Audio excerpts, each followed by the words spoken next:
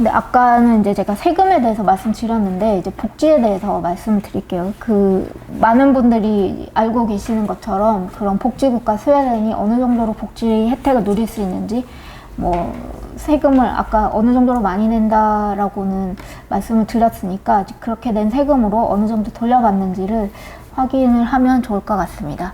국민연금 같은 경우에는 이제 뭐 꼭 만 65세는 아니고 조금 일찍 받을 수도 있는데 그러면 수령액이 좀 줄어들고요.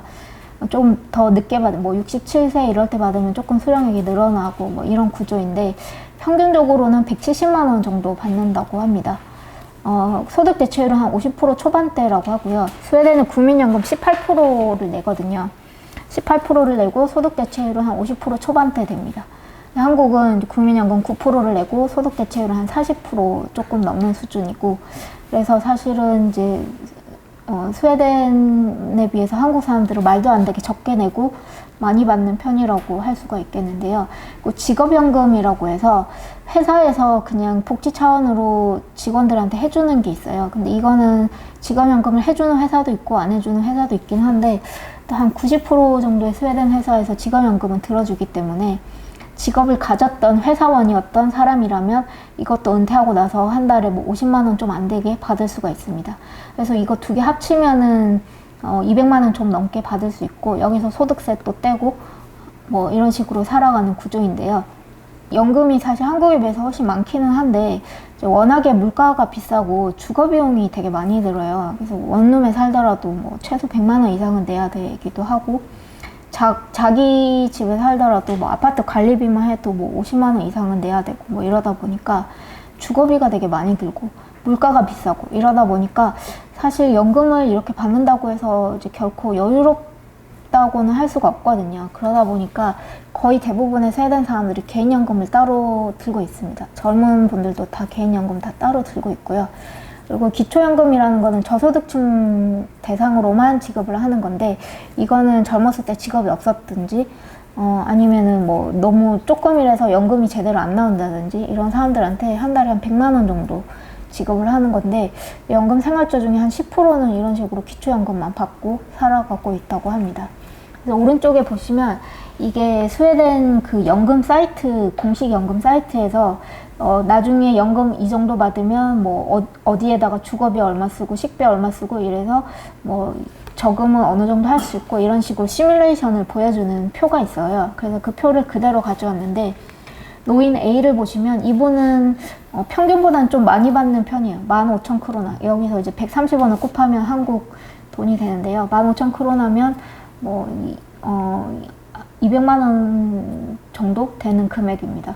여기서 이제 세금 떼고 그 다음에 월세를 살고 있으면은 주택 보조금을 일부 받을 수가 있거든요. 그래서 일부 받고 이렇게 하면 총 소득은 이제 15,000크로나 한 200만 원 정도 되고 여기서 주거비로 100만 원이 나가고 최소한으로 잡았을 때 주거비 100만 원을 잡아야 되니까 식비도 2,500크로나면 뭐 한 30 얼마 40만 원 이렇게밖에 안 되는 거니까 사실 되게 최소한으로 잡았다고 할 수 있어요. 그리고 의료비, 뭐 의복비 이것도 정말 조금 뭐 10만 원도 안 되게 다 잡았고 통신비, 소비재 이렇게 해서 총 비용이 14,000크로나 그리고 잔액은 20만 원도 안 되는 1,350크로나 정도밖에 안 남았거든요. 그래서 평균적으로 연금을 받고 있다고 하더라도 그냥 기본적인 생활을 유지하는 데 드는 정도지 이게 뭐 그렇게 우리나라 사람들이 생각하는 것만큼 막 해외여행 다니고 뭐 사치를 부리고 막 비싼 식당에 가서 기분 내고 이 정도가 되지는 않습니다. 특히나 이 사람은 차도 없기 때문에 그 대중교통 타면서 이 정도 나왔던 거고요. 오른쪽 분은 더 많이 버는데도 차를 끄는 거에 대한 유지비가 많이 들어서 저금도 역시나 뭐 한 15만 원 정도 남는 걸로 이렇게 시뮬레이션이 됐어요. 그 스웨덴 연금은 지금보다 예전에는 더 많이 줬다고는 하는데 99년에 개혁을 해가지고 예전에는 내가 받는 금액을 확정을 짓는 그런 제도였다면 개혁하고 나서는 내는 그 기여금을 확정을 하고 급부에 대해서는 조금 그해 좀 유동적으로 하는. 그래서 만약에 경기가 안 좋거나 경제 성장률이 떨어지면 내가 받는 연금도 또 줄어들게 되고 아니면은 그 해에 평균 수명이 늘어났다 이러면은 또 내가 받는 연금이 좀 줄어들게 되는 거죠. 그런 식으로 연금 개혁을 해서 성공을 해서 지금까지는 그래도 우리나라에 비해서는 훨씬 더 그 기금 운영을 건전하게 하고 있습니다. 그리고 육아 복지가 있는데요. 육아 휴직은 아빠 엄마 합쳐가지고 480일을 할 수가 있습니다. 그리고 이 중에 90일은 아빠 또는 엄마가 반드시 써야 돼요. 그래서 보통은 이제 남자들이 90일 정도 휴직을 하고 여자들이 나머지 390일을 쓰고 있습니다. 그리고 육아 휴직 급여는 80%까지 받는데요. 근데 상한액이 있어요. 그래서 하루 13만 원이라서 이 이상은 받을 수가 없습니다. 양육수당은 아이 한 명당 한 달에 16만 원 정도 주는데요. 사실 스웨덴이 거의 모든 소득에 다 세금을 매기거든요. 근데 양육수당이 비과세입니다. 대부분은 다른 거는 이제 다 또 여기서 세금을 또 내야 돼요. 그리고 교육 같은 경우는 유치원은 최대 20만 원 정도까지 내는데 유치원 제외하고 초등학교, 대학교까지는 무료이고요. 그리고 초등학교는 그 학용품까지 무료로 제공을 해요. 그리고 대학교는 이제 그렇지는 않고 책 같은 거는 내 돈 내고 사야 되긴 하지만 대신에 그 한 달에 40만 원 정도 학생들한테 용돈을 주거든요. 그래서 대학교에 들어가면 학비도 무료이고 한 달에 40만 원 정도 국가에서 용돈을 받을 수가 있습니다. 그리고 실업보험이 있는데요. 실업보험은 사실 국가에서 하는 건 아니고 이건 사보험이에요. 그래서 실업보험이 한 20몇 개가 있는데 나한테 맞는 거를 골라가지고 이제 따로 가입을 해야 되고요. 실업보험은 급여를 어느 정도 받냐면 이것도 80%까지 받을 수가 있는 상한액이 있어가지고 상한액까지 하고 또 세금을 또 32%는 떼니까 하면은 세후 받을 수 있는 금액은 180만 원까지 최대한으로 받을 수 있습니다. 그리고 그 다음에는 이제 세후 150만 원 이런 식으로 실업보험을 받을 수 있고 실업보험도 마찬가지로 막 우리가 생각하는 것처럼 실업을 해도 막 엄청 걱정 없고 막 이런 정도는 아니고 정말 생활 뭐 필수적인 것만 할 정도 그 정도로 받는다고 할 수가 있습니다. 그리고 임대주택이 있는데요. 사실 대부분의 국가에서 임대주택이라는 거는 가난한 사람들한테 좀 특정을 해서 제공을 하는 건데 스웨덴 같은 경우는 그게 아니라 모든 국민, 여기는 이제 보편복지를 하는 국가잖아요. 그러다 보니까 특정한 사람, 뭐 가난한 사람이나 힘든 사람한테만 임대주택을 주는 게 아니라 모든 사람이 다 이런 이제 복지를 누려야 된다. 그래서 임대주택도 이 제한을 두지를 않고 모든 사람한테 다 지원을 할 수 있게 풀어줬어요. 그러다 보니까 지금 스톡홀름 내에 임대주택을 신청하고 대기 중인 시민이 58만 명이라고 하는데 스톡홀름 인구가 100만 명이 채 되지 않거든요. 근데 이게 18세 이상부터 신청을 할 수가 있거든요. 그러니까 사실은 거의 다 신청을 하고 기다리고 있다라고 볼 수가 있고요. 그래서 임대주택 입주하려면 평균 10년인데 바사스탄, 뭐 쿵솔메 여기는 좀 좋은 동네예요. 한국으로 치면 뭐 청담동이라든지 뭐 반포와 같은 그런 동네인데 여기는 23년, 뭐 21년 이렇게 기다려야 되고 웨스트햄도 좀 좋은 동네라서 이게 좀 좋은 동네에 가려면 한 20년 그리고 외곽 지역에 가려고 해도 한 10년 이상은 기다려야 되는 그런 사정이 생겼습니다. 그리고 이제 마지막으로 의료에 대해서 설명을 해드릴 건데요. 사실 스웨덴의 복지 중에 제일 그 두각이 많이 되고 사람들이 좀 주목을 많이 하는 것 중에 하나가 무상의료라는 거고 또 이거에 대해서 또 지난 대선 때도 어떤 후보가 이제 공약으로 들고 나왔을 정도로 우리나라의 많은 분들이 무상의료를 되게 실현을 시키고 싶어 하시는 면이 있는 것 같아서 실제로 무상의료가 어떤 식으로 운영되고 있는지에 대해서 좀 설명을 해드리겠습니다. 우선 미성년자는 전액 무료이고요. 18세가 넘은 성인에 대해서는 일단 15만 원까지는 내 돈으로 내고 그 이상은 무료가 됩니다. 그래서 그러니까 자기 부담 상한액이 있는 거죠. 그러니까 15만 원 연간 15만 원까지는 내가 부담을 하고 그 후에는 뭐 수술을 하든 뭐 입원을 하든 다 국가에서 부담을 해주기 때문에 아무리 중병에 걸렸어도 일단 15만 원까지만 내고 그 이상은 안 내도 돼요. 그러니까 사실은 거의 무상에 가까운 복지라고 할 수가 있습니다. 근데 여기서 치과는 제외가 돼요. 왜냐하면 이제 무상의료라는 게 그 시스템 자체가 다수의 많은 환자를 받는 시스템은 아니거든요. 그러다 보니까 생명하고 지장이 없는 치과 진료는 보통은 다 제외를 합니다. 그래서 뭐 이거는 스웨덴뿐만 아니라 캐나다라든지 다른 무상의료 하는 국가에서도 다 제외시키는 거고요. 근데 치과도 이제 23세 미만은 다 무상으로 해주는데 그 이상에 대해서는 일부 보조금은 지급을 하지만 여기서 말하는 그 연간 의료비 15만 원에서는 제외가 됐고요. 돈을 내야 돼요. 왼쪽에 있는 이제 국가별 1인당 의사 외래 진료 횟수 OECD의 데이터에서 제가 끌어온 건데요. 이거 보시면 한국은 1년 동안 국민 1인당 의사 외래 진료 횟수를 거의 17번 가까이 하고 있는 거를 볼 수 있는데 스웨덴에는 3회가 채 되지 않거든요.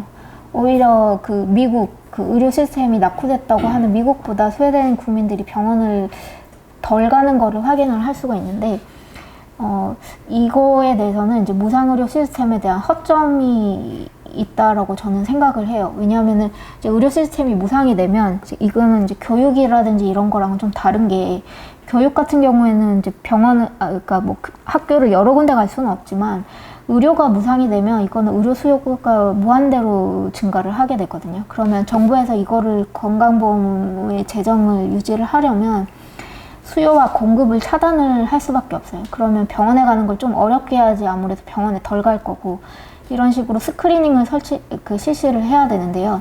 일단 병원은 사실은 당일 드랍이 불가능한 건 아니지만 일단은 우선적으로는 예약을 해야 되는 시스템이고 예약을 하려면 이제 전화로 하거나 아니면 인터넷으로 예약을 하거나 뭐 상담원이 있어요. 이 상담원은 간호사인데요. 내 증세를 설명을 하고 병원 방문에 대해서 문의를 하는 거예요. 근데 뭐 한국 사람들은 감기나 뭐 이런 걸로도 병원에 가지만 스웨덴에서는 아마 뭐 감기에 걸렸다라고 하면 상담원이 뭐 그 정도는 병원에 올 거는 아니다라고 생각을 하고 예약을 해주지 않을 거예요. 그래서 상담원이 1차적으로 병원 방문이 필요한지 아닌지에 대해서 1차적으로 스크리닝을 하고 예약을 해주면 보통은 빠르면 한 3, 4일 뒤에 예약을 잡아주고요. 아니면 길면은 한 달에서 정말 길면 2달까지 뒤에 예약을 잡아주는 경우도 있어요. 근데 이런 식으로 예약을 잡으면 1차적으로는 내가 살고 있는 지역에 있는 보건소에 가는 거예요. 보건소에 가서 일단은 일반의를 만나고 일반의가 시간이 안 되면 간호사하고 면담을 하는 경우도 있습니다. 근데 간호사하고 면담하면 조금 깎아주고요.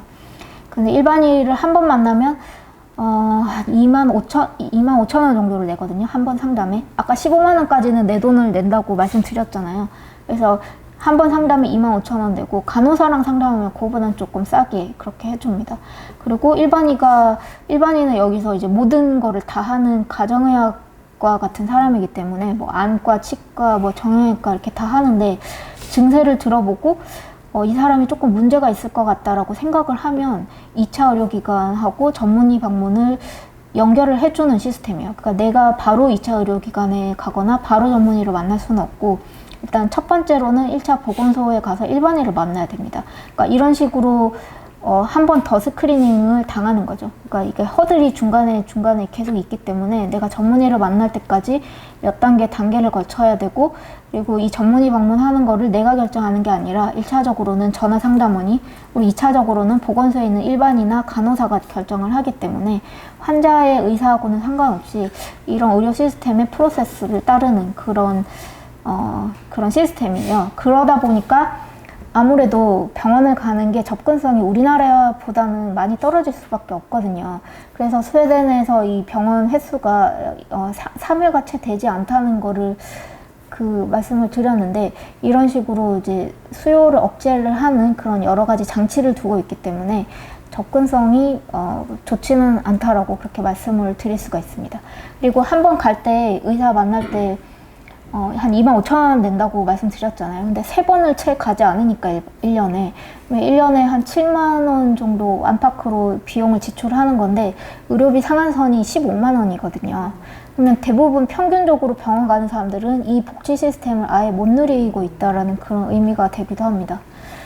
그리고 오른쪽에 보시면 이제 국가별 GDP 대비 경상의료비 비율인데요. 이것도 OECD 데이터입니다.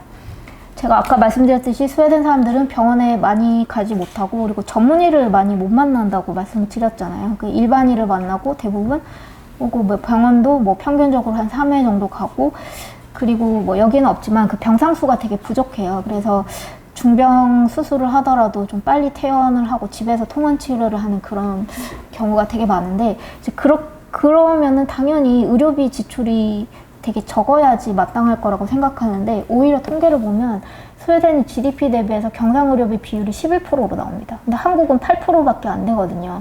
한국은 위에 보시다시피 병원을 17번을 가고 전문의를 만나는 사람들인데 병원은 그리고 심지어 우리나라 사람들은 이제 뭐 건강검진이라든지 이런 것 때문에 병원 그 지출을 많이 하는데도 이런 식으로 작은 의료비를 지출을 하고 있고 스웨덴이라든지 뭐 다른 이제 독일이라든지 이런 무상 의료를 실시하는 국가들은 오히려 한국보다 경상의료비 지출이 높은 거를 확인할 수가 있어요. 이거는 공공의료 보험비도 포함을 하지만 민간의료 보험비나 뭐 비급여 본인 부담이나 이런 모든 의료비 지출을 다 포함을 하는 개념이거든요. 그러니까 한국 사람들이 사실은 엄청나게 저렴한 비용으로 병원에 자주 편리하게 이용하고 있다라는 것을 확인을 할 수가 있어요. 그리고 국가별로 물가 수준을 반영한 1인당 의료비 지출 내역을 보더라도 스웨덴이 5,500달러 가까이 되는데 한국은 3,000달러밖에 안 되거든요.